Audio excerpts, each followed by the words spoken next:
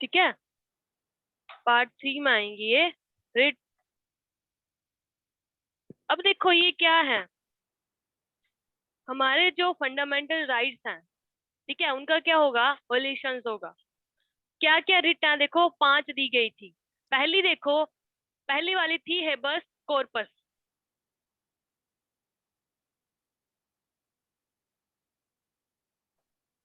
Habeas corpus first है, इसका मतलब टू प्रोड्यूस द बॉडी।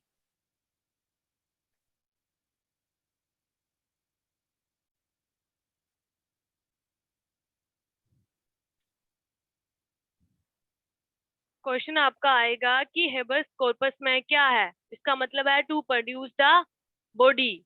मतलब अगर देखो आपने कोई गुनाह किया है या नहीं किया है, आपको पुलिस पकड़ के लेगी, ठीक है। अब 24 घंटे के अंदर क्या होता है, हमें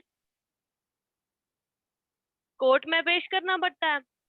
पर अगर बाई चांस क्या होता है, अगर हमें कोर्ट में पेश ना करा जाए, कोर्ट में पेश ना करा जाए और कल को कोई हमारा रिलेटिव आए, या फिर हमें बताया ही नहीं जा रहा है कि हम कहाँ पे हैं, पुलिस है कुछ भी कर सकती है, अगर यानी कि उसको पावर मिली है, पर ये थोड़ी ना कि वो भी कर सकती है पर कॉन्स्टिट्यूशन के दायरे में रह के करे। म्यूट हो गया मैम।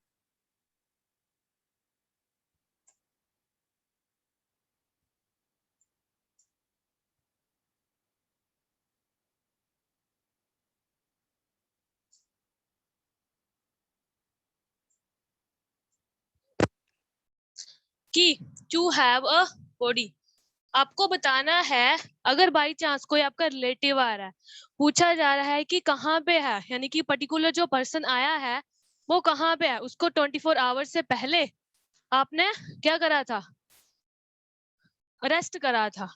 अगर पुलिस आपको बता नहीं रही तो आप जा सकते हो कहाँ पे, कोर्ट में जा सकते हो कि जो पर्सन अरेस्ट करा था उसके बारे में हमें कोई इंफॉर्मेशन नहीं मिल रही थी, किस अधिकार से, रिट है हेबस कॉर्पस।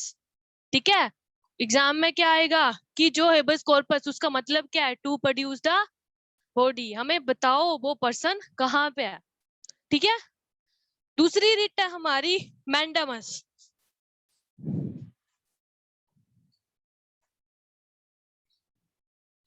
मैंडामस मतलब कि लिटरली मीन्स कमांड।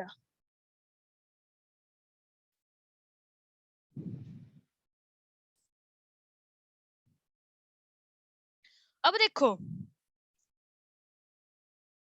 कोई दो कोर्ट है हमारे, high court and supreme court. बड़ा वाला कौन सा है, सुप्रीम कोर्ट।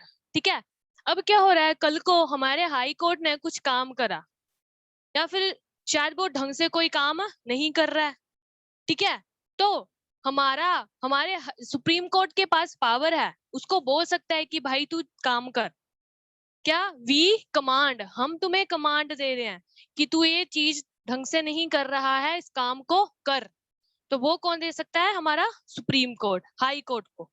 ठीक है, तो ये क्या है हमारा मैंडामस, मतलब कि कमांड। देन नेक्स्ट है तीसरा हमारा प्रोहिबिशन।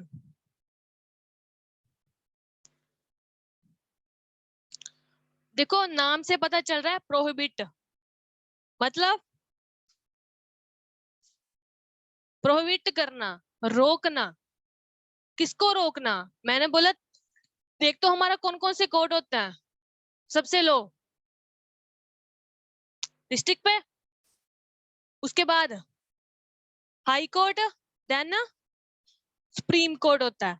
पर अगर कल को हमारा डिस्ट्रिक्ट वाला है कोई कोर्ट है, अगर कोई कुछ ऐसा कोई काम कर रहा है कि जो दायरे से बाहर है, ठीक है, तो उसको बोल सकता है हमारा हाई कोर्ट कि तू ये भाई गलत कर रहा है, रोकना उसको, मतलब प्रोहिबिट कर रहा है। और अगर बाय चांस हाई कोर्ट गलत कर रहा है, उसको कौन रोकेगा? Supreme court. ठीक है। उसके बाद हमारा जो चौथा है वो है हमारा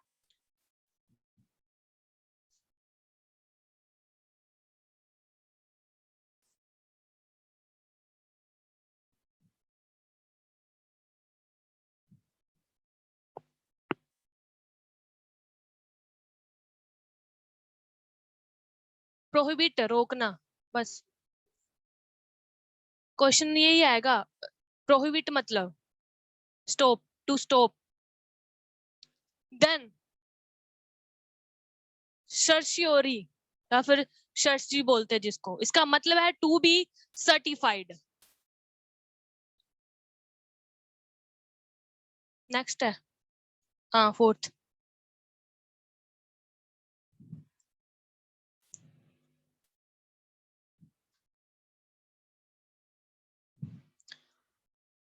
क्या मतलब है टू बी सर्टिफाइड का? अब देखो, हमारे कोई हाई कोर्ट है, उसने क्या कर लिया, कोई लॉ बना दिया, या फिर ठीक है हाई कोर्ट है, उसने कुछ लॉ, क्या बोलो कि कुछ ऐसा सिस्टम लागू कर दिया, कुछ ऐसा ही, ठीक है। लॉ बनाने का तो चलो हाई कोर्ट के पास है नहीं, ठीक है।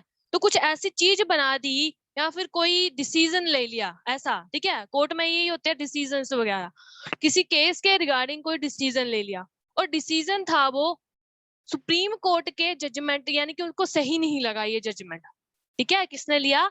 हाई कोर्ट ने हमारा क्या ले लिया, कोई डिसीजन ले लिया। अब सुप्रीम कोर्ट को ये गलत लगा, वो सही नहीं लगा, तो सुप्रीम कोर्ट क्या है, ये इससे ज्यादा है, वो उस जजमेंट को बोलेगी, एक बार देखेगी रिव्यू करके, उसके बाद अगर उसको लगता है कि सच में जो हमें लग रहा है वो गलत है, तो आप क्या करो, हाई कोर्ट को वो बोल देगी कि जो तूने जो जजमेंट करी है उसको तू बोल एरर, उसको इशू कर कि ये एरर है, ठीक है। सर्टिफाइड कर, तूने जो जजमेंट ली है वो गलत है, तो इसको एरर लिख, ठीक है। इशू करिए, एरर है, कौन बोल सकती है? हमारी सुप्रीम कोर्ट, ठीक है। नेक्स्ट देखो, फिफ्थ है हमारा क्यू वारंटो।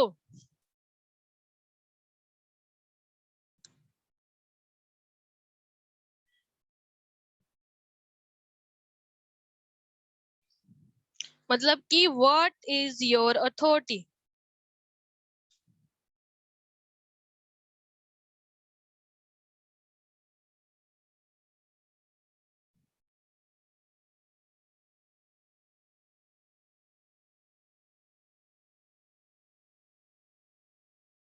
अब देखो, कल को मैं बोल दूं कोई गवर्नमेंट ऑफिस है, ठीक है, कोई भी गवर्नमेंट ऑफिस है, एक पर्सन आ रहा है, वो बोलता है कि भाई जो तुम्हारा ये ऑफिस है ये मैंने लिया हुआ है, इस पे मेरा अधिकार है, ठीक है। कल को आके वो ये बोल दे, तो जो वो गवर्नमेंट ऑफिस है, जो इनके हेड होगा उस वक्त, जो भी पर्सन बनाया होगा, बोलेगा भाई व्हाट इज योर अथॉरिटी, कहाँ पे लिखा गया है, तुम्हारी क्या अथॉरिटी है, ये गवर्नमेंट ऑफिस है, किसके अंडर आता है? गवर्नमेंट के अंडर।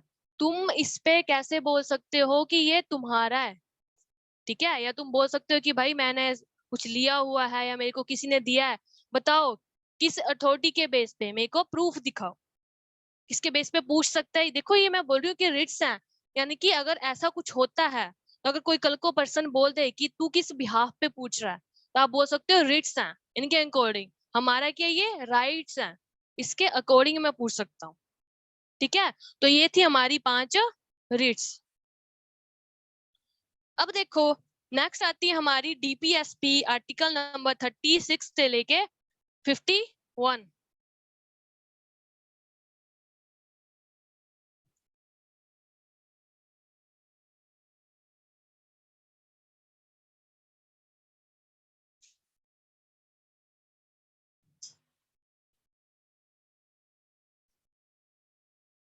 नेक्स्ट डीपीएसपी देखो, हाँ इतना आ सकता है कि कहाँ से कहाँ तक क्या, 36 से लेके 51 तक। Directive principles of state policy.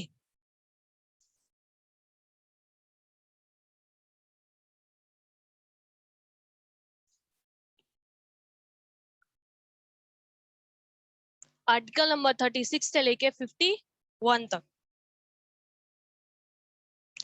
ये हमारा पार्ट है 4।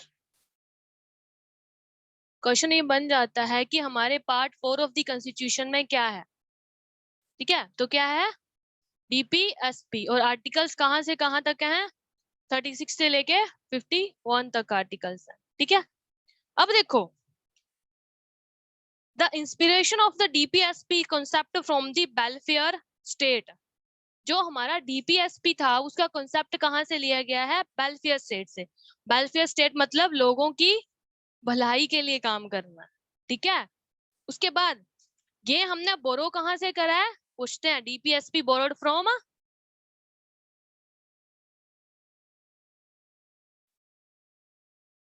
आयरिश या फिर स्पेन।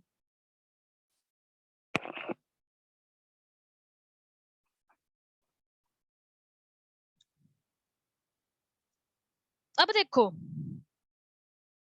इसके कुछ साइलेंट फीचर्स हैं। इसमें बताया गया है, it the DPSP are non justiciable. क्या है ये, नॉन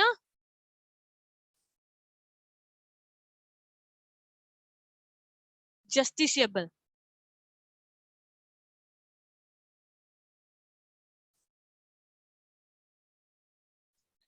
अब देखो, what do you mean by non justiciable. कल को मैं बोल रही हूँ कि गवर्नमेंट कोई पॉलिसी लेके आ रही है, ठीक है, कोई पॉलिसी लेके आ रही है, और इसने क्या करा कि कुछ चीजें हैं वो ही या ये यानी कि प्रोवाइड कर पा रही है, यानी कि पूरी, अगर आपको बोला है कि हम 100 बंदों को ये प्रोवाइड करवाएंगे और ये चीजें हैं, ठीक है, बीच में इंक्लूड कर दी, 100 को तो करवा रहे हैं पर चीजें थोड़ी कम है। ठीक है, समझ रहे हो, चीजें थोड़ी कम है, करवा हम 100 को रहे हैं, तो हम कल को सुप्रीम कोर्ट नहीं जा सकते कि हमें जो चीजें हैं वो कम प्रोवाइड करवाई जा रही हैं। क्यों, देखो, जस्ट हम किसके अकॉर्डिंग पे करेंगे, जितनी हमारे पास रिसोर्सेज इस वक्त प्रेजेंट होंगे। ठीक है, प्रोवाइड तो करवा रहे हैं हम आपको, तो दीज आर अनजस्टिसिएबल है। ठीक है, हम अगर कोई चीज हमें कम मिल रही है तो उसके बेस पे हम सुप्रीम कोर्ट नहीं जा सकते। ठीक है, उसके बाद हमारी नेक्स्ट है fundamental to the governance. Fundamental to the governance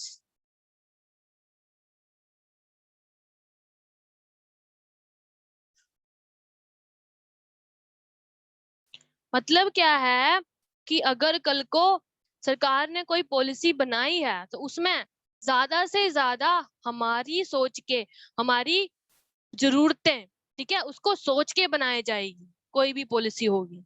तो ये क्या है, फंडामेंटल टू दी गवर्नेंस है। ठीक है, अब देखो, आर्टिकल नंबर 36 में क्या है,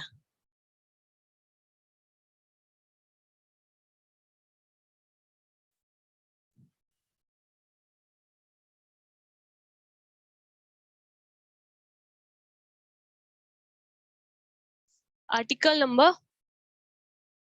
36, इसमें बताया है, in this part unless the text otherwise require state. इसमें भी हमें स्टेट का मीनिंग बताया गया है कि स्टेट चीज क्या है। ये वाली पहले भी आर्टिकल नंबर, ठीक है, आर्टिकल नंबर 3-4, इधर भी यही था स्टेट की डेफिनेशन। तो देखा जाए आर्टिकल नंबर 36 और आर्टिकल नंबर 3 और 4 लिंकअप है, इसमें डेफिनेशन बताई गई है स्टेट्स की। उसके ऊपर वो नहीं था, आर्टिकल नंबर 14 से मैंने स्टार्ट करा था, उसके ऊपर मैंने क्या बोला था, ये डेफिनेशंस हैं। अब देखो आर्टिकल नंबर 37, 36 वाला पूछा नहीं जाता, मैंने ऐसे बताया है। आर्टिकल नंबर 37 ने क्या बोला है, it shall not be enforced by the court. ठीक है, आर्टिकल नंबर 37 में क्या बोला है, बुक में दिया हुआ है, बुक,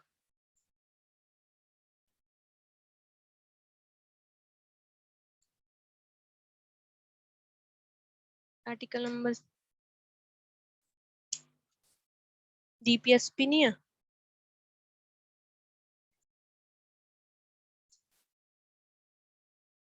36 to 51 ऐसे बताया हुआ है ना। डिस्क्राइब नहीं करे, लिख लो, लिखो 37 में दिया गया है कि it shall not be enforced by the court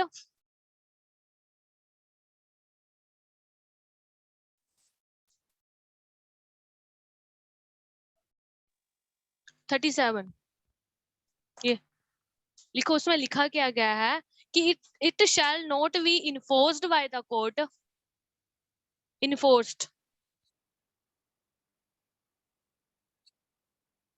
मैंने अभी बोला ना कि ये अनजस्टिफिशिएबल है, ठीक है, कि अगर बाई चांस कल को कोई पॉलिसी लेके आता है उसमें कोई कमी आ जाती है तो हम बोल नहीं सकते।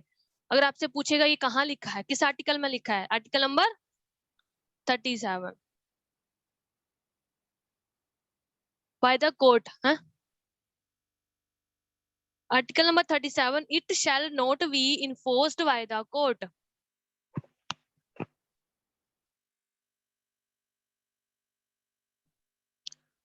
देखो एक क्वेश्चन बना था कि डीपीएसपी जो है वो क्या गवर्नमेंट के ऊपर बाइंडिंग है, बाइंडिंग है डीपीएसबी के directive policies of directive principles of state policy क्या गवर्नमेंट के ऊपर बाइंडिंग है, इन द वे बाइंडिंग है पर नॉट डायरेक्टली, कैसे, यानी कि नॉट बाय द कोर्ट, मैंने यही बोला जस्टिफाइड वाली, कि अगर बाई चांस कल को कोई स्कीम्स लेके आ रहे हैं प्रोवाइड तो करवा रहे हैं ना, ठीक है। अगर तुम लोग, कोर्ट का क्या मतलब है कि फंडामेंटल राइट्स, अगर वैसे एग्जांपल देखो, कोई भी आपके अगेंस्ट कुछ भी फाइल होता है या फिर आप पे कोई अटैक वगैरह कुछ भी सिस्टम हो रहा है, आप कहाँ पे जा रहे हो, या फिर किसका मर्डर हो रहा, सुनवाई नहीं हुई, ठीक है, पहले चले गए डिस्ट्रिक्ट वाले कोर्ट में, उसके बाद कहाँ पे चले गए, हाई कोर्ट जाओगे, हाई कोर्ट से भी आपको सेटिस्फेक्शन नहीं मिली, कहाँ जाओगे, सुप्रीम कोर्ट जाओगे, ठीक है। पर अगर आपके फंडामेंटल राइट्स जो है, अगर फंडामेंटल राइट्स का क्या हो रहा है, प्रोविजन हो रहा है, वॉल्यूशन हो रहा है, कहाँ पे जाओगे, डायरेक्ट सुप्रीम कोर्ट, ये आपका अधिकार है। वैसे सुप्रीम कोर्ट में डायरेक्टली नहीं जा सकते, जब हम सुप्रीम कोर्ट वाला देखेंगे तब उसमें आपको लग जाएगा पता किस किस के अकॉर्डिंग हमें क्या क्या चीजें हैं जिसके अकॉर्डिंग हम जाएंगे। पर अगर आपके फंडामेंटल राइट्स हैं उनको अगर वॉल्यूशन हो रहे हैं तो आप डायरेक्टली कहाँ जा सकते हो, सुप्रीम कोर्ट, आपको छोटे कोर्ट जाने की जरूरत नहीं है। तो वैसे ही अगर डीपीएसपी कल को कोई बोल दे कि भाई आपने ये पॉलिसीज हमें प्रोवाइड नहीं करी, ये हमारा फंडामेंटल राइट है, तो ये भाई गलत कर रहे हो तुम, ये डीपीएसपी में लिखा गया है, दीज आर अनजस्टिफिएबल, और केड़ा आर्टिकल है 37, ठीक है, नहीं बाइंडिंग है। वैसे तो बाइंडिंग है कि प्रोवाइड करवाओ पर नॉट थ्रू दी कोर्ट। उसके बाद देखो आर्टिकल नंबर 38 है, state to secure a state to secure a social order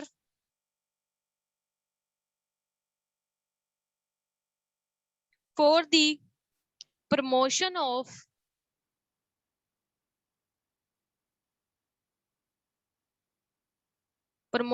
welfare of the people,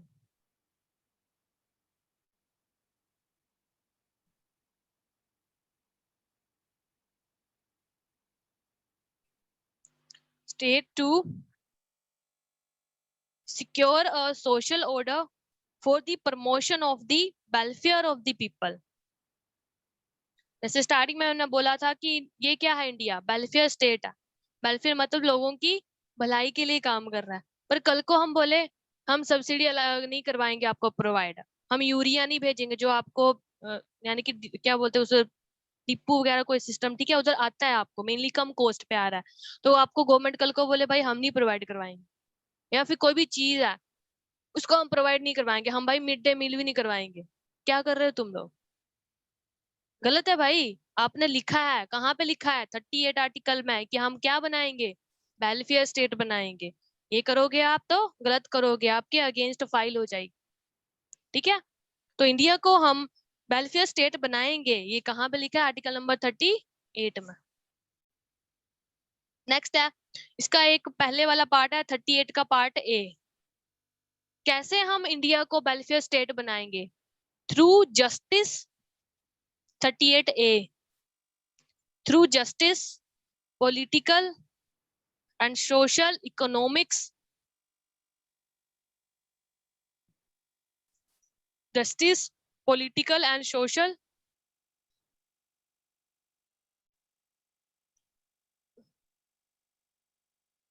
conditions we will provide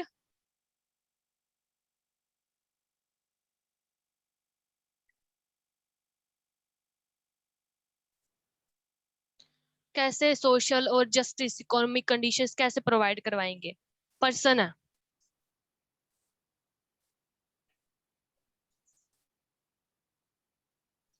यानी कि सिंपल सिंपल ये देखो कि ज्यादा डेप्थ में नहीं, ठीक है सही बोल रहा आप भी पर सिंपली मैं क्या देखूं कि एक मैन है वुमेन है जस्टिस प्रोवाइड कैसे करवा रहे हैं 12 घंटे दोनों जॉब कर रहे हैं ठीक है 12 घंटे जॉब कर रहे हैं तो ये नहीं है कि एक को आप दोगे 9,000 दूसरे को देंगे आप 30,000 कि वो भाई लेडी है वो इतने पैसे का क्या करेगी या फिर शायद इतनी कैपेसिटी से वो कमा नहीं पाती जितनी की मैन कमा रहा है वो नहीं चलेगा अगर दोनों हैं कमा रहे हैं टाइमिंग सेम है तो दोनों को बराबर पैसा तो ये है जस्टिस ठीक है इकोनॉमिक कंडीशन भी है पॉलिटिकल भी है ठीक है दूसरी चीज जो देखो दूसरी चीज अब देखो ओल्ड बंदे हैं पीपल हैं उनके लिए क्या प्रोवाइड करवाया हमने पेंशन्स वो भी क्या है जस्टिस है भाई कमा नहीं सकते ठीक है हाथ पैर नहीं चल सकते कि कौन सी एज है 65 है शायद 60 कुछ इस एज के बाद बाद शायद 65 है उसके बाद पेंशन लग रही है जो हमारे ओल्ड है बुजुर्ग है वो क्या हम क्या प्रोवाइड कर रहे हैं इसके थ्रू जस्टिस उसके बाद इसका दूसरा वाला है by the 44 amendment 1978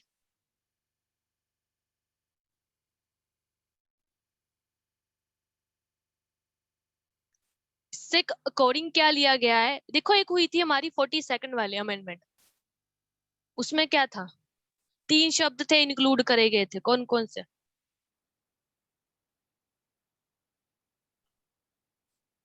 42nd amendment 1976 हुई थी इसके अकॉर्डिंग 3 शब्द थे वो एड ऑन करे गए थे वो कौन कौन से थे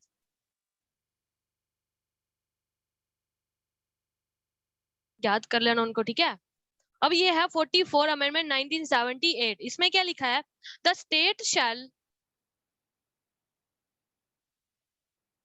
कोमा लगा के इन पर्टिकुलर नहीं हाँ उसमें क्या लिखा हुआ है 1978 इसमें क्या लिखा है द स्टेट शैल कोमा लगा के in particular particular comma strive to comma strive STRIVE strive to minimize the inequality in income and minimize the inequality in the income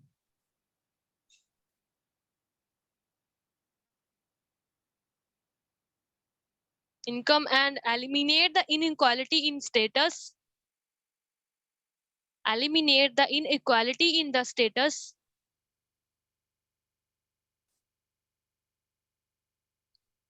comma facilities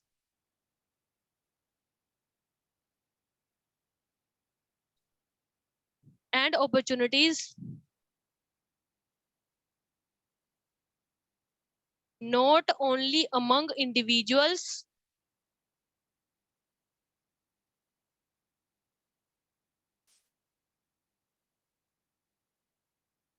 but also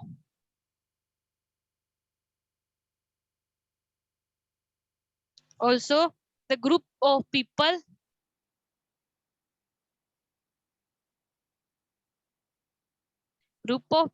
residing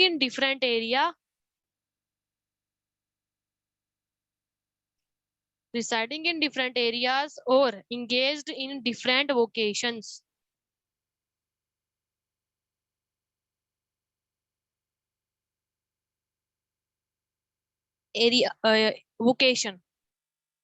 vocations अब देखो इसमें क्या लिखा गया है 44 amendment में, एक पर्सन है उसके पास है 100 करोड़, दूसरा पर्सन उसके पास है 100 लाख। अब देखो मिनिमम यानी कि इन दोनों की इनकम का क्या करना है, एक इक्वल बेस पे लेके आनी है, ठीक है। या फिर कोई है वो महीने का कमा रहा है 20,000, दूसरा पर्सन है वो महीने का कितना कमा रहा है 2 या 3 लाख, ठीक है। इसको इन इक्वालिटी इन इनकम को बैलेंस करने के लिए क्या बनाया गया है, टैक्स, ठीक है। इसमें ये बताया गया कि हमें क्या करना है, मिनिमम करनी है इन इक्वालिटी इन इनकम में, वो उसके लिए हमने क्या कर दिया भाई, टैक्स। जिसके पास तो भाई है ही नहीं, इतनी एक लिमिट होती है कि इसके बाद टैक्स नहीं कटेगा, तो जिसके पास है नहीं उसके तो टैक्स नहीं कटेगा, पर जिसके पास ज्यादा है उसका टैक्स कटेगा, तो बैलेंस हो रहा है, ठीक है। उसके बाद देखो नेक्स्ट है हमारा 39 वाला, इसमें certain principles of policy to be followed by the state, article number 39, the certain principle of policy to be followed by the state.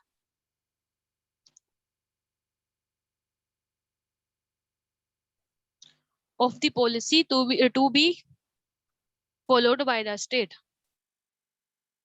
पहली क्या पॉलिसी है, ए नंबर पे है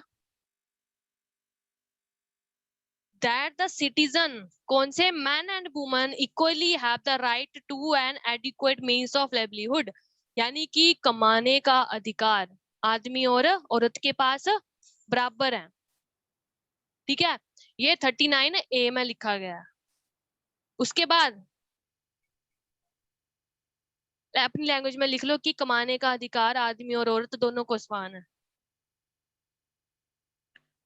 देखो इसमें 39 A B C D F G बड़े ज्यादा हैं, मैं आपको मोस्टली वो लिखवाऊंगी जो आपको करवाने लायक है, ठीक है। उसके बाद है हमारा सी, सी, हाँ, द मोनोपोली जो है वो हम नहीं होने देंगे। मोनोपोली मतलब वही जो मैंने तुम लोगों को बताया था कि एक पर्सन है उसके पास बहुत ही ज्यादा है, ठीक है। मोनोपोली यानी कि ये लो एग्जाम्पल वही 12 घंटे वाली ड्यूटी कि ना मैन में ना वुमेन में, दोनों को इक्वल पे होगा, उसके बाद नहीं होने देंगे। उसके बाद है सी, नहीं हाँ ई, ये बड़ा ज्यादा इंपॉर्टेंट है, the health and the strength of workers man and women and the tender age of children are not abused and that citizens are not forced by the economic necessity। इसका ई में क्या है कि अब देखो हमने लॉ बनाया है कि बच्चे हैं उनको भी पढ़ाई प्रोवाइड करवाएंगे, क्यों, एक तो हमारी देश की इकोनॉमिक कंडीशन क्या हो, सुधार आए उसमें, और दूसरा हमने क्या करा है, एक मुझे बताओ, हमने एक पर्टिकुलर लिमिट नहीं होती कि गवर्नमेंट एम्प्लॉइज हैं कि इतनी एज के बाद रिटायर हो जाएंगे, इतनी एज के बाद रिटायर हो जाएंगे, क्यों रखी हुई है, उनकी भाई हेल्थ भी जरूरी है। ये ना है कि बंदा क्या है कमाता रहे कमाता रहे कमाते कमाता ही मर जाए, होता है कईयों की 56 है, कईयों की 58 है, 65 है, अलग अलग अपनी है, क्यों एक पर्टिकुलर बनाई गई है 39 ई के अकॉर्डिंग, क्यों बनाई है कि हम भाई ये नहीं कि पैसा ही देखते हैं, हम क्या हेल्थ भी देख रहे हैं, ठीक है। उसके लिए हमने क्या बना दिया, एक पर्टिकुलर टेनर सिस्टम,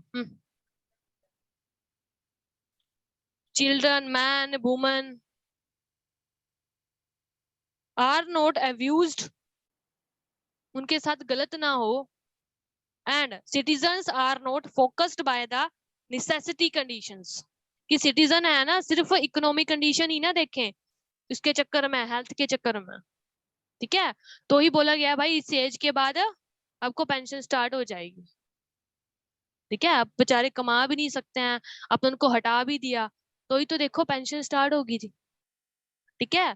तो हम सिर्फ एक चीज ही नहीं देखते, हम बहुत कुछ देख रहे हैं, focused by the economic necessity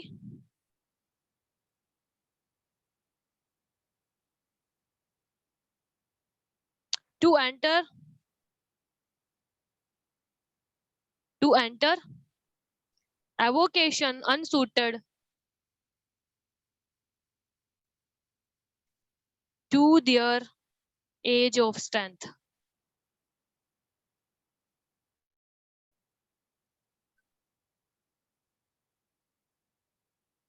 अब देखो एफ में क्या है कि कोई चिल्ड्रन है, ठीक है, चाइल्ड है कोई, उसके पास क्या पेरेंट्स नहीं है, तो उसको क्या प्रोवाइड करवाया गया है, गार्डियंस, ठीक है, देख रेख करने के लिए, या फिर जैसे कोई जिसका कोई रिश्तेदार आ जाए, गार्डियन है, कोई भी आ सकता है उसमें, ठीक है, तो ये किसमें लिखा गया है, एफ में लिखा गया है। उसके बाद देखो, अब देखो प्रोटेक्ट अगेंस्ट द एक्सप्लॉइटेशन, कि अगर कोई प्रोस्टिट्यूट है, उसका कोई बच्चा है, ठीक है, कल को उसपे उंगली उठ सकती है, तो उसकी भी सिक्योरिटी की जिम्मेदारी किसने ली है, सरकार ने, अकॉर्डिंग टू आर्टिकल 39F। हर एक जिसका बच्चा बेचारा, अगर कोई बच्चा है उसके पेरेंट्स नहीं है, तो उसको गार्डियन भी कौन प्रोवाइड कर रहा है, हमारी government, according to article 39F, ठीक है। उसके बाद देखो एक है हमारा नेक्स्ट 40 आर्टिकल, वेरी वेरी वेरी इंपॉर्टेंट है।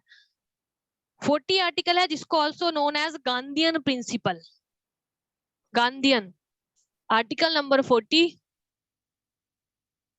जिसको हम बोल रहे हैं गांधीयन प्रिंसिपल।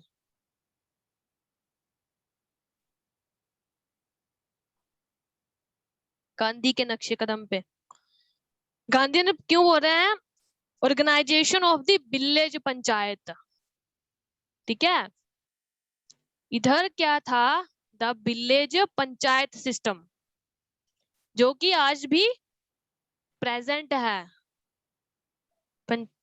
हाँ नहीं नहीं, वो तो आर्टिकल, हाँ, panchayati raj system 73rd amendment act के थ्रू आएगा, ठीक है।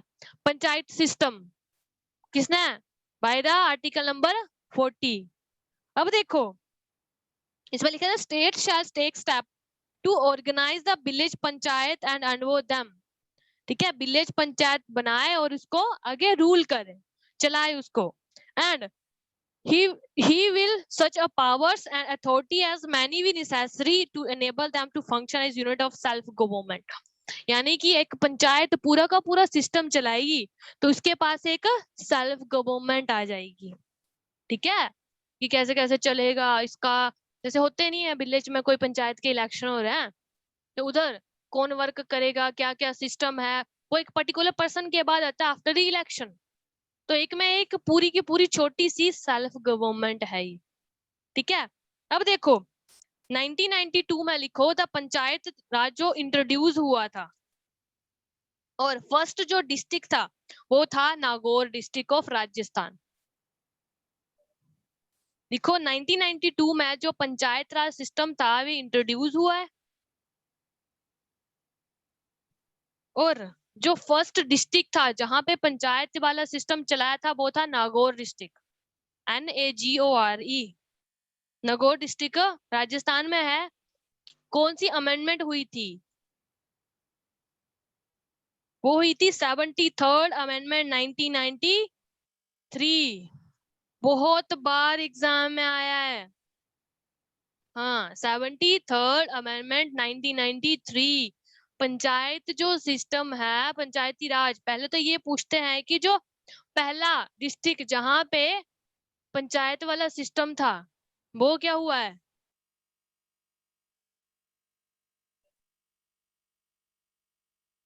1990, हाँ पंचायती राज सिस्टम 1992 में हुआ है, जो पंचायत बन गई थी एक, ठीक है, सिस्टम और बनना अलग चीज है वो, ठीक है, तो पंचायत राज सिस्टम 1992 में बना है, जब पंचायत बनी है वो बनी है हमारी नागौर डिस्ट्रिक्ट, कहाँ पे, राजस्थान में।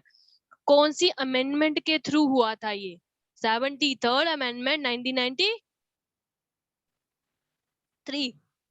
उसके बाद है आर्टिकल नंबर 41, इधर है right to work to education and to public assistant, right to work, 41 article है, right to work, to education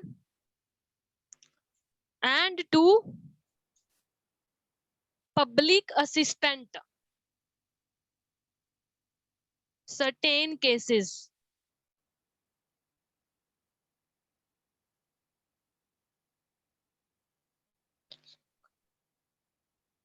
अब देखो, ये आया था एजुकेशन एक्ट सिस्टम था 2006 में आया था, 2006 में आया था। इसके अकॉर्डिंग क्या था कि कोई भाई ओल्ड एज है, आज भी देखो सीट्स हैं, कोई हैंडीक्राफ्ट है, फॉर्म भरा जाता है, उसके लिए भी क्या है, सीट्स अवेलेबल हैं। किसके थ्रू आया है ये? Article number 41। कब से आया? 2006 से आया है कि कोई अगर हैंडीकैप भी है वो क्या करेगा, काम भाई कर सकता है। एक आधा पार्ट गया होगा, हाथ चला गया, पैर चला गया, बाकी तो दिमाग तो चल रहा है। ठीक है, उसके बाद देखो 42 articles, the provision for justice, provision for justice and human conditions of work, provisions for justice and human conditions of work and maternal relief.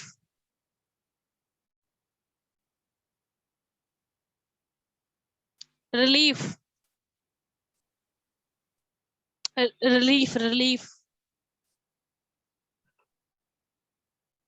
अब देखो पता है क्या है, what do mean by the human conditions.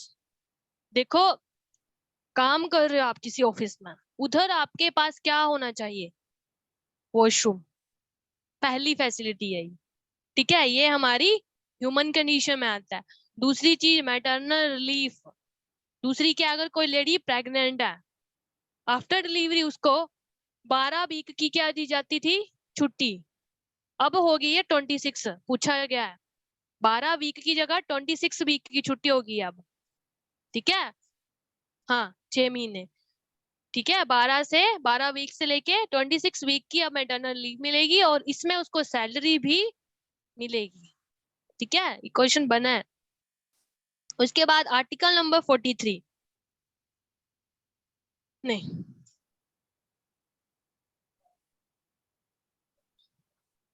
Government में तो fix है, private में हाँ, वो उनके कॉन्ट्रैक्ट पे डिपेंड करता है कि किसमें क्या क्या लिखा है। ठीक है, अब आर्टिकल नंबर 43 है, उसमें लिखा है the living wages etcetera for the workers, living wages for the workers. यानी कि भाई गरीब है, इसका मतलब ये नहीं है कि उसने अगर पूरा दिन क्या लगाया, काम करा उसने। ठीक है, मजदूरी सोच लो, मजदूरी करी, तो अगर एक दिन का 400 रुपया रख लो, ठीक है, मजदूर किया, तो ये नहीं कि भाई गरीब है तो उसको उसकी शक्ल देख के उसको कितने देने हैं, 100 रुपया देना है, ऐसा भी नहीं होगा। और ऊपर से पता है संडे को छुट्टी है, जैसे प्राइवेट कंपनीज हैं, संडे को छुट्टी है तो छुट्टी देनी ही पड़ेगी। ये नहीं है कि वो छुट्टी भी तुम लोग खा जाओगे। ठीक है, ये हमारी लिविंग वेजेस में आता है। 40 एक्सेट्रा 40 वर्कर्स।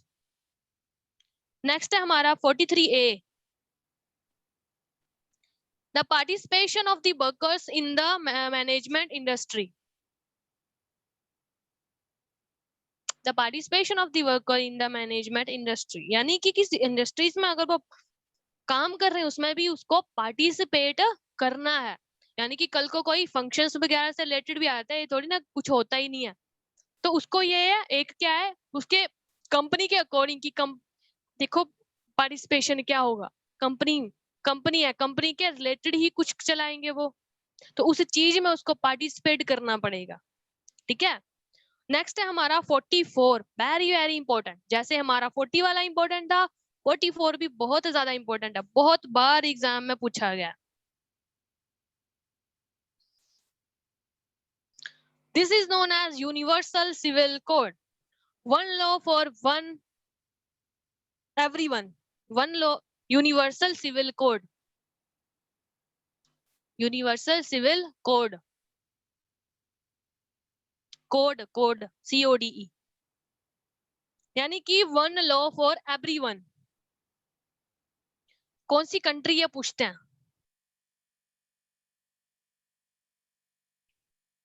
गोवा, गोवा में यूनिवर्सल सिविल कोड है। मतलब क्या है यूनिवर्सल सिविल कोड है? इधर देखो, इधर क्या है, अगर कोई हिंदू है, उनकी शादी वगैरह, मंदिर है, कुछ भी अलग अलग रीति रिवाज है। मुस्लिम है, उनके अलग है। सिख है, क्रिश्चियन है, उनके सबके अलग अलग है। अगर गोवा में हो तुम, अगर तुम हिंदू हो, मुस्लिम है, सिख है, ईसाई है, कुछ भी है, तुम्हें उधर शादी करनी है तो एक ही भाई लो है। जैसे गोवा में करते होंगे, जैसे जब कुछ भी है गोवा में, क्या चलता है, क्रिश्चियनिटी चलती है शायद, है ना? उसके अकॉर्डिंग अगर तुमने उधर शादी करनी है, तो ये नहीं कि तू फेरे लेने लग पड़े या फिर वो कबूल है कबूल है, कुछ भी नहीं होगा वो। ठीक है, तो उनके अकॉर्डिंग ही होगी वो शादी, यानी कि एक लो सभी के लिए वैलिड है, चाहे वो कोई भी है। वो कहाँ पे है? गोवा में। बहुत बार पूछा गया, बहुत बार। अब देखो नेक्स्ट है article number 45, the provision for free and compulsory education for children, 0 से लेके 14 साल। 45, the provision for free and compulsory education for children, reason for free and compulsory education for the children. हाँ, 0 से 14 साल की उम्र के बच्चे को एजुकेशन क्या है? फ्री है। ठीक है, देखा होगा स्कूल्स में, गवर्नमेंट स्कूल्स में उनकी एजुकेशन, उसके बाद उनकी ड्रेसेस, उनकी बुक्स तक का सारा खर्चा कौन उठाता है? सरकार। उसको मिड डे मील भी प्रोवाइड करवाते हैं। ठीक है, ये कहाँ पे लिखा है? आर्टिकल नंबर 45 में लिखा है। Next article number 46, the promotion of educational and economics interest, the promotion of the educational and economic interest of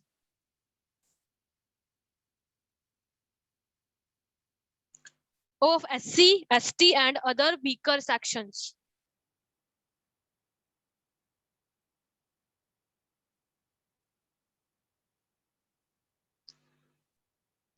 यानी कि जो एजुकेशन सिस्टम है, जो ये लो कास्टें हैं, ठीक है, जो बनाई गई हैं, उनमें क्या बोलते थे कि क्यों बनाई गई थी? कि ताकि इनको ऊपर उठाया जा सके, इनका शोषण ना हो। ठीक है, कि आज भी देखो जैसे अलग अलग फॉर्म्स निकलते हैं, तो अलग अलग दे रहे हैं कि इसमें ये इनके लिए इतनी सीट्स हैं, इनके लिए इतनी सीट्स हैं। क्यों देते हैं? क्योंकि किसी का शोषण ना हो सके। ठीक है, और कुछ भी नहीं है। जैसे हम बहुत ज्यादा मानते हैं कि ये इधर से है, इधर से है, वो क्यों दिए गए हैं सारे दर्जे? वो तो दिए गए हैं कि शोषण ना हो। ठीक है, next article number 47, duty to the state to raise the level of nutrition, duty of the state to raise the level of nutrition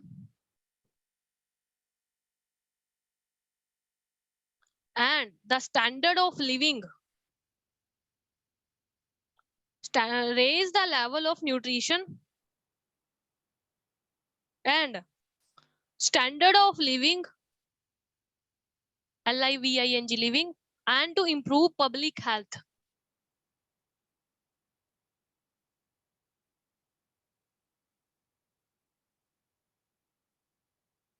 देखो इसमें क्या बताया गया है कि स्टेट है वो प्रोवाइड करेगी सबसे ज्यादा कि नशीले पदार्थ है उनका यूज ना हो, ज्यादा से ज्यादा यूज ना हो। दूसरी चीज, बच्चों की देखरेख के लिए बच्चे को ढंग से क्या मिले? न्यूट्रिशन मिले। मिड डे मील स्कीम चलाई गई थी। मेरे को बताओ कि वो फर्स्ट स्टेट जिसने मिड डे मील स्टार्ट करी थी वो कौन थी?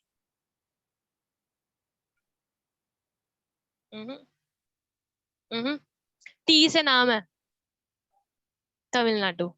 एग्जाम में आया है। हम्म? तेलंगाना। आप स्टार्ट ही तमिल से कर दिया तो तमिल ही होगा। ठीक है, तो क्या है, उनको अलग अलग दिए जा रहे हैं कि आप क्या करो भाई, मिड डे मील बच्चों के लिए ढंग से ही। देखो बच्चे पहले खाएंगे नहीं, क्या पढ़ेंगे? ठीक है, दूसरी नेक्स्ट है हमारा आर्टिकल नंबर 48 है, mid day meal primary school है जो 8 तक होगा। अब देखो, हाँ,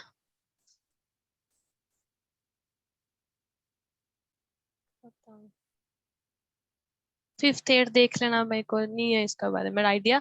आर्टिकल नंबर 48, इसमें बताया गया है the organisation of the agriculture and animal husbandry,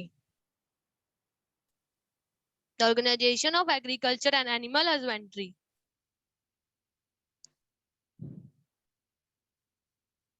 देखो स्टेट को क्या एग्रीकल्चर और पशुपालन पर ज्यादा ध्यान देना चाहिए। क्यों? इधर क्या है, ज्यादातर कृषि पे डिपेंड है लोग, ठीक है। तो एग्रीकल्चर और पशुपालन पे ध्यान होगी तो जो गरीब भी बंदा होगा ना वो कमा सकता है, पेट भर सकता है अपन, ठीक है। वो कहाँ लिखा गया है? हमारे आर्टिकल नंबर 48 में। नेक्स्ट है हमारा आर्टिकल नंबर 48B, इसमें लिखा था protection and improvement of environment, protection and improvement of the environment and safeguarding of forest and safeguarding of forest and wildlife।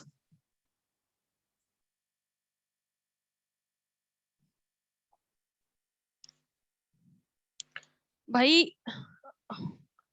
safeguarding of forest and wildlife,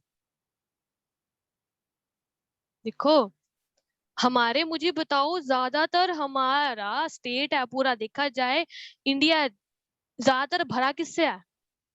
ज्यादातर क्या है? Forest है। 33% क्या है? फॉरेस्ट है। ध्यान किसको रखना है? सरकार, सरकार को भी रखना है पर हमें ज्यादा रखना है, ठीक है। तो 48B में बताया गया है प्रोटेक्शन रखनी है किसकी? फॉरेस्ट वगैरह की, ठीक है। देखा नहीं होगा फॉरेस्ट गार्ड वैकेंसीज आती हैं, क्यों है? वो प्रोटेक्शन कर रहे हैं, ठीक है। बिना मात के लकड़ी ना काटे जाओ, ठीक है। एनिमल्स को मत मारो, जैसे सलमान खान ने क्या मार दिया था, ब्लैक बग, क्यों? उसके ऊपर उसको ठीक है। तो क्यों सब कुछ हो रहा था? क्योंकि इनकी प्रजाति क्या हो रही है? खत्म हो रही है, ठीक है। तो ये प्रोटेक्शन एक्ट्स बनाए गए हैं, ठीक है, वो आर्टिकल्स में लिखा हुआ है। Then article number 49, the protection of monuments and places and object of national importance.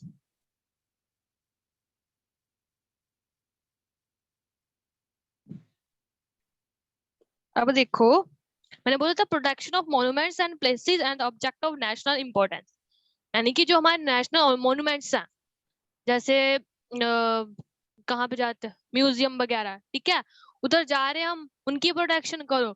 ऊपर से कोई ऐसी जगह चले गए, जैसे देखने वाली जगह नहीं होती, कुछ भी देखने वाली कोई भी जगह है, ज्यादातर हम क्या बनाते हैं, हाँ, यानी कि दिल दुल बना के चले आते हैं लोग, है ना, ये वो ये है वो है, उस पे ये नहीं करना है, ठीक है। वो क्या है एक, यार देखा कोई और देखेगा तो खराब ही कर रहे हो तुम डे बाय डे, ठीक है, ब्यूटी को खत्म कर रहे हो। अभी तो दिल तुम्हें अच्छा लग रहा है, बाद में सूख के क्या होगा ये दिल? एग्जैक्ट में देखा है कैसा होता है? उनको थोड़ी ना पता है, वो तो ऐसा इतना सा होता है और पता नहीं क्या क्या ही है। एक्चुअल में दिल देखोगे तो प्यार से नफरत हो जाएगी ठीक है, जो दिल होता है एक्चुअल में जो है, यानी कि इसको हमें प्रोटेक्ट करना। ऐसी बेकार वाली हरकतें जो इमेच्योर वाली पर्सन की हरकतें वो नहीं करनी, ठीक है। उसके बाद देखो हमारी आर्टिकल नंबर 50, ये है the separation of judiciary from the execution. Separation, ये बहुत बार आता है एग्जाम में। Article number 50, the separation of judiciary from the execution.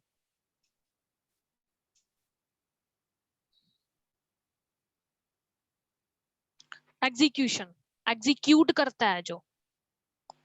अब देखो क्या था, एक थी हमारी लेजिस्लेचर, दूसरी थी एग्जीक्यूशन, थर्ड थी हमारी जुडिशरी। क्यों सेपरेट करा गया है? अलग अलग है क्या? एग्जीक्यूट इम्प्लीमेंट करती है लॉ को, ठीक है। अगर बाय चांस इसमें जुडिशरी हमारी एड ऑन हो जाती है तो क्या होगा? लॉ है, बाय चांस कोई गलत निकल गया, जुडिशरी एड ऑन होगी तो वो जजेस क्या एग्जीक्यूटिव वाले को कुछ बोल पाएंगे?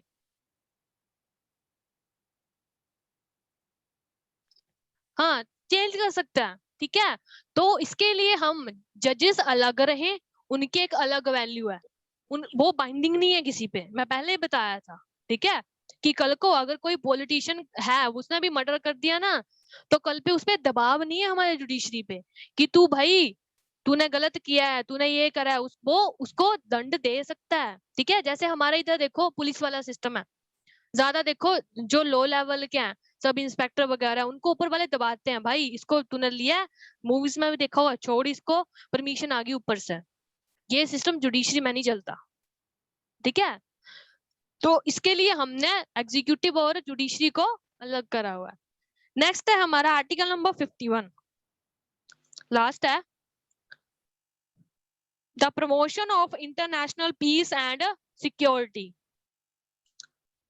The promotion of international peace and security. अब देखो हमें क्या बनाना है, इंटरनेशनल पीस और सिक्योरिटी बनानी है। क्यों इंटरनेशनल पीस और सिक्योरिटी क्यों बनानी है? शांति क्यों बनाए रखनी है और दूसरों के साथ एक अच्छा लिंकअप क्यों करना है इंटरनेशनल? जैसे देखो हमारे साथ सबसे ज्यादा कौन आता है, जैसे अगर बाई चांस हो सकता है कि शायद वर्ल्ड वॉर 3 चाइना के साथ हो जाता, तो हमारे साथ जो सबसे ज्यादा बोला जाता है कंट्री है जो हमारे साथ चलने वाली थी, कौन सी थी? रशिया। तो हमने क्या एक बॉन्ड बनाया है, कब से चल के आ रहा है ये सारा का सारा बॉन्ड, ठीक है। तो तो इंटरनेशनल पीस एंड सिक्योरिटी की जरूरत तभी पड़ती है कि हम कल को कोई प्रॉब्लम आ जाती है। देखो हथियार कितने लिए हमने रशिया से, अप्रोक्सीमेटली लेते हैं, ठीक है। तो हमें क्या जरूरत पड़ सकती है, और इंटरनेशनल पीस की जरूरत क्या है? कोई कंट्री बोलेगी भाई इसका तो किसी के साथ भी नहीं बनती, इसका साथ हम क्यों दें? तो इसके लिए इंटरनेशनल पीस एंड सिक्योरिटी दोनों जरूरी है, ठीक है। ये थे हमारे डीपी एसपी।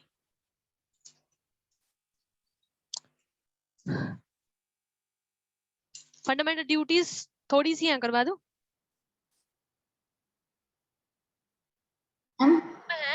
जल्दी जल्दी करवा दूंगी, थोड़ा सा फंडामेंटल ड्यूटीज लिखी हुई है ना इधर, मैं सिर्फ आपको बोलूंगी, आपने लिखना नहीं है, ठीक है। बुक में दिया हुआ है, जैसे फंडामेंटल ड्यूटीज है पार्ट 4A। पार्ट 4 में क्या आ रहा है? डीपीएसपी।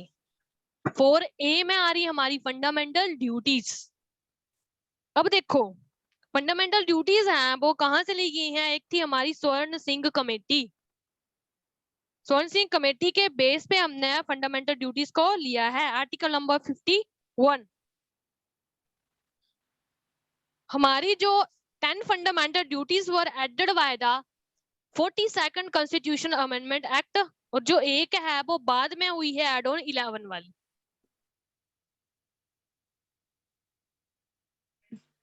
10 ड्यूटीज थी वो हुई थी 42nd अमेंडमेंट 1976 एक्ट के अकॉर्डिंग एड ऑन, और जो हमारी 11th वाली थी वो हुई थी add on by 86th amendment act 2002 by the 42nd Amendment Act 1976। जो फर्स्ट 10 थी, और उसके बाद जो 11 वाली थी ना, वो पता कैसे हुई थी? 86 अमेंडमेंट एक्ट 2002 के अकॉर्डिंग। देखो पूछा जाता है एग्जाम्स में, ठीक है। 86 अमेंडमेंट एक्ट हुआ 2002 में, इसके अकॉर्डिंग हमारी 11वीं एड ऑन हुई है। 86 में? हाँ जी, 86 अमेंडमेंट एक्ट 2002। देखो पहली वाली है, to abide by the constitution and respect its ideals and the institution, the national flag and national anthem। मानना क्या? कॉन्स्टिट्यूशन को, उसकी रिस्पेक्ट करनी, किसकी? हमारे नेशनल फ्लैग की और नेशनल एंथम की। वो क्या है? हमारी फंडामेंटल ड्यूटी है, ठीक है। देखो आपसे क्वेश्चन पता है कैसे पूछे जाते हैं, आपको लाइन दे देंगे, वो बोलेंगे कि इसमें से बताओ हमारी फंडामेंटल ड्यूटी नहीं है, वो कौन सी है जो नहीं है, ठीक है। दूसरी वाली क्या है, to cherish and follow the nobles ideas of the national struggle for the freedom, आनंद लेना क्या, the nobles idea of the national struggle for the freedom, कि कैसे कैसे हमारी फ्रीडम हुई है, उस चीज को देख के आनंद लेना। उसके बाद और उसके आइडियाज हैं उनको क्या करना, माइंड में लेते, कुछ भी है लेते रहना या कुछ है, ठीक है। उसके बाद थर्ड है to uphold and protect the sovereignty unity and integrity of the India, बनाए रखना और प्रोटेक्ट करना सोवरेनिटी यूनिटी और इंटीग्रिटी ऑफ द इंडिया को, ये भी हमारी क्या है फंडामेंटल ड्यूटी है। नेक्स्ट है to promote a harmony and a brotherhood among all the people of the India regardless of the religious, linguistic and regional and sectional diversities and giving up a practice derogatory to the woman's dignity, यानी कि हमें harmony बनानी है, piece बनाना है और brotherhood बनाना है, कहाँ पे, इंडिया में, ठीक है। भाईचारा, भाईचारा ये नहीं कि ऐसे दूसरे वाला भाईचारा, वो हिंदू मुस्लिम सिख ईसाई क्या है, सेम है, ठीक है, वो वाला भाईचारा। और वुमेन्स की भी रिस्पेक्ट करनी है, हर एक रिलीजन की रिस्पेक्ट करनी है, हर लैंग्वेज की रिस्पेक्ट करनी है, वो क्या है हमारी फंडामेंटल ड्यूटी है।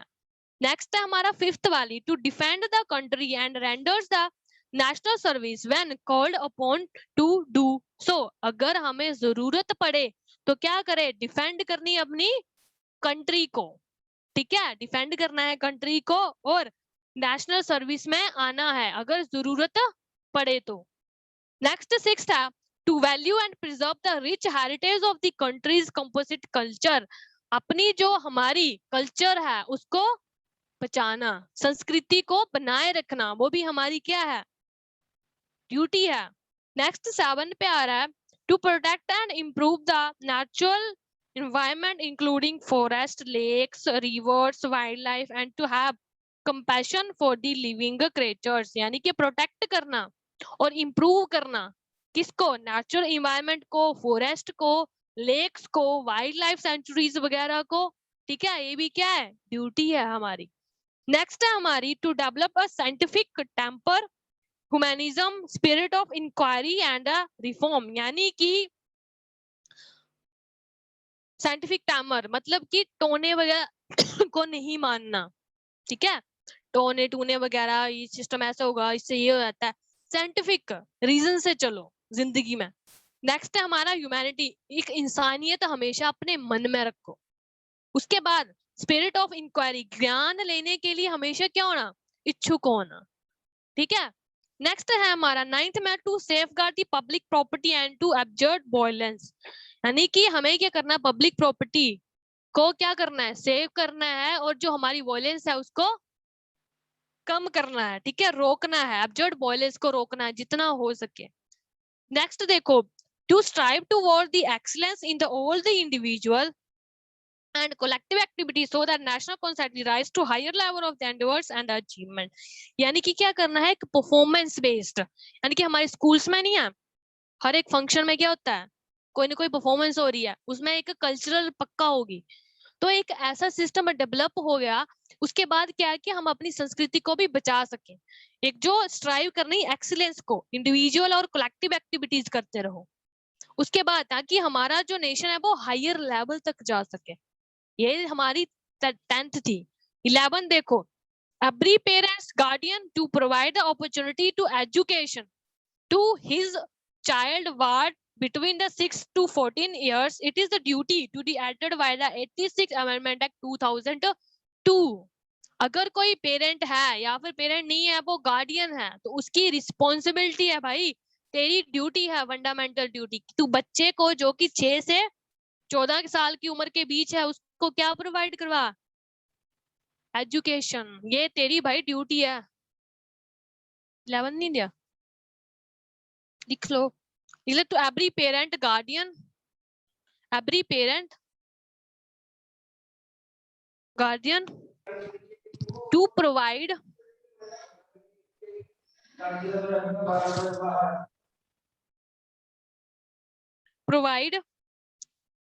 opportunities for education.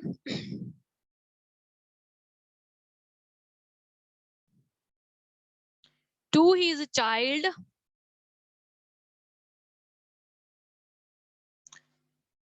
Between 6 to 14 years.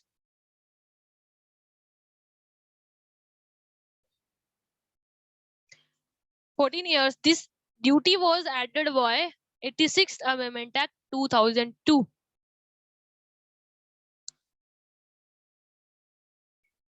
Amendment Act 2002.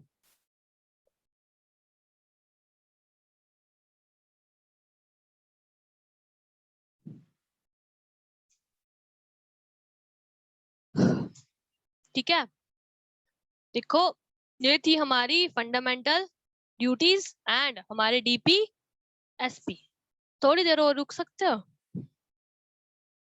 हैं? बोलो। मैम हाँ जी। जो आपने आर्टिकल 45 करवाया है ना, अब मेरी बुक में ऐसा लिखा हुआ है, आपने बोला है ना चिल्ड्रन फ्रॉम 0 to 14 ईयर्स तक फ्री एजुकेशन। सॉरी, इधर 6 to 14 लिखो। 6 to 14 6 तक है इसमें।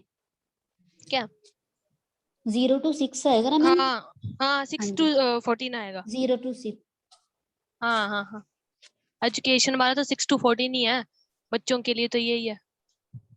6 to 14 ही है, 6 to 14 नहीं मैम ऐसे नहीं, आर्टिकल 45 में 6 एज तक आएगा एजुकेशन फ्री। हाँ 6 to 14 कर लो, ये 0 to 6 14, 6 to 14 45 वाला आर्टिकल है उधर, शायद मैंने 6 से 0 से लगवा दिया हुआ। हाँ इधर 6 to लिखो 45। आज के लिए इतना ठीक है कि और करवा दूं थोड़ा सा बस? चलो ठीक है री। हाँ thank you. Okay ma'am, thank you.